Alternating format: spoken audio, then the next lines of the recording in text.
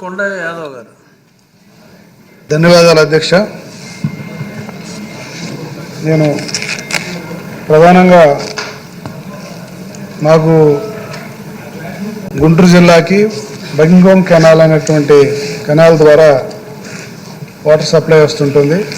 ప్రకాశం జిల్లాలో ఉన్నటువంటి చీరాల, పర్చూరు ప్రధానంగా మెయిన్ కెనాల్ నుంచి వాటర్ వస్తుంది.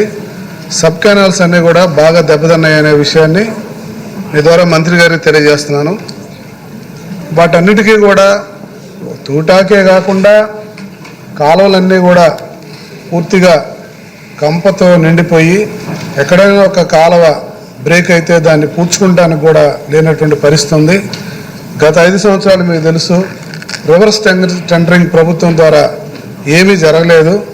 మన గవర్నమెంట్ వచ్చిన తర్వాత కొద్ది భాగం ఫండ్స్ ఇవ్వడం వల్ల ఈ సంవత్సరం పంటలు పండి రైతులందరూ కూడా సంతోషంగా ఉన్నారు.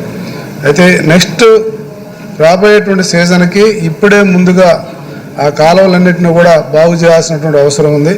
నాకు 5 ఎత్తిపోతల పథకాలు ఉన్న విషయాన్ని ఇంతకుముందు కూడా చెప్పాను.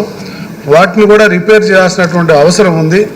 అది ఒకటైతే స్వర్గీయ ఎన్టీ రామారావు గారు ప్రారంభించినటువంటి మోటుపల్లి ఒక పథకం కూడా ఉంది. వీటన్నిటి మీద మంత్రి గారు ఇందాక దాకా ఉన్నారు. దీన్ని ముందుకు తీసుకెళ్తే దీని ద్వారానే ఈరోజు చీరాల టౌన్కి కూడా మంచినీళ్ళు తీసుకోవడం జరుగుతుంది. అలాగే మండలాలకు కూడా ఈ కాలువ ద్వారానే మంచినీళ్ళు తీసుకోవాల్సినటువంటి అవసరం ఉంది. కాబట్టి మెయిన్ కెనాల్ విషయాన్ని అందరికీ సంబంధించింది.